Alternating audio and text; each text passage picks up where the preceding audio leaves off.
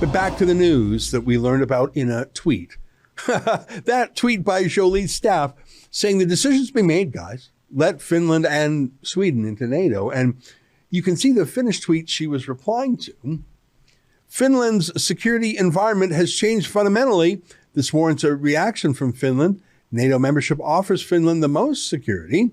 Finland makes its own decisions on its security, and these decisions are not directed against anyone? What? Yeah, I'm sort of pretty sure it is directed against someone in particular. Say, by the way, can you find Finland on a map? I bet you can because you follow politics, but I bet most Canadians can't because it's not an important country to us economically, politically, militarily. We really have very few ties there. It's a tiny country, smaller in population than the Greater Toronto Area. If you can't find it on a map, maybe we ought not to be committing our soldiers to defend it to the death. But yeah, Finland is pretty much up there with Norway, Sweden, and Russia, and that's about it.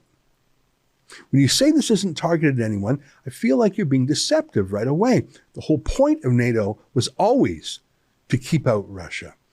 So are we going to build a NATO airbase there in Finland? Can I ask you, what would the West do if, say, Russia deployed modern missiles right next to a Western NATO country? Oh, say if Russia put nuclear missiles in Cuba.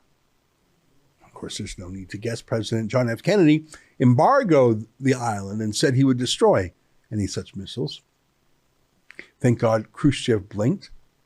So we're doing that. We're surrounding Russia with NATO.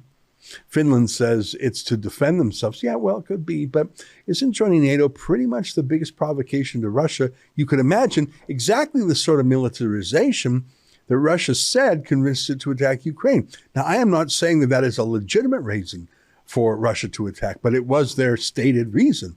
And so Finland is saying, hey, let's have some of that action over here. And then Canada is saying, yeah, we'll take some of that action too. Russia and Finland have fought against each other for centuries, by the way, Sweden too, which has also said it wants to join NATO.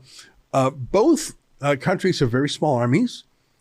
I think it's learning all the wrong lessons from Ukraine. I think it's a bad idea by Finland, but I think it's an insane idea for Canada. If Canada is not going to fight in Ukraine, for the obvious reason that we don't want to get into a war with Russia, what's different in Finland? And why does Finland expect us to send Canadian troops to defend them from Russia? They aren't sending Finnish troops to help Ukraine. Can I ask what our national interest is here? And why did Trudeau simply announce this in a tweet? No debate, no vote in Parliament, let alone a referendum. I have nothing against Finland. And what they do to provoke or appease Russia isn't really my business.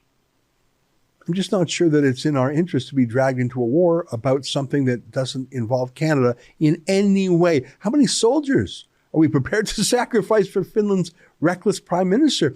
And what is the risk of Russia attacking Canada in other places too? If we declare war on them because of a NATO treaty, do we expect Russia to limit their retaliation to just things happening in Finland? What is our Canadian interest in Finland?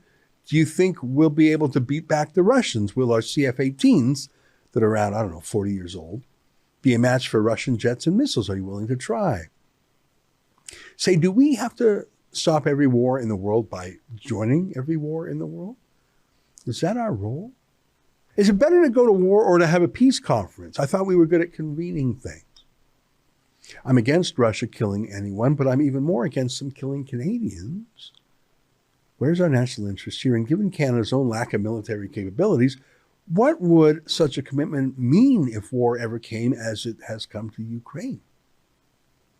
At best, this is posturing in another butch photo op for Trudeau.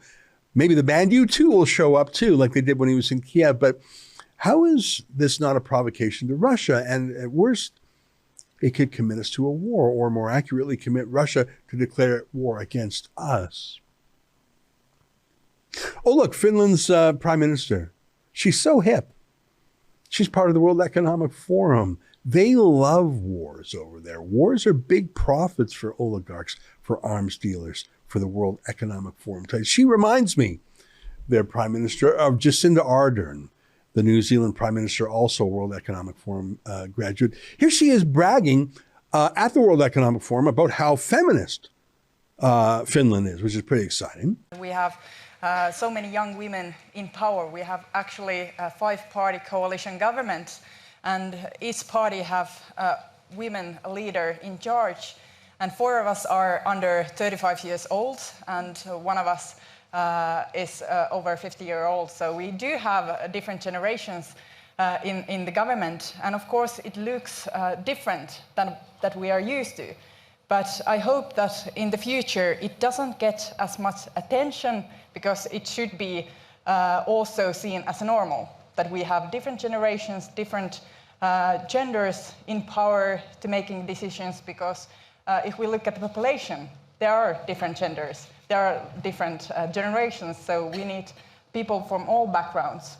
Very feminist, very Trudeau-like, very unserious, like Trudeau. Here's a story, you can Google it. I chose the Washington Post version. Finland's prime minister apologizes after partying all night despite coronavirus exposure. She's very young and hip and cool, very feminist. Coronavirus, war, whatever. She just wants to hit the clubs, but she wants Canadian soldiers to bail her out and her country. She wants us to be her insurance policy while she goes to party, and all that feminist stuff. I don't think it's real. I think she wants Canadian men. That's most of our soldiers and airmen and sailors. She wants our men to save her and her country from her childishness and unseriousness. I say, no thanks, lady, but good luck. That was an excerpt from my daily TV-style show called The Ezra Levant Show. Each weekday, I do a monologue on the news of the day, then I interview a fascinating guest. I read some fan mail or hate mail, depends on which I like more, and we end with a video of the day. You can get it all at rebelnewsplus.com.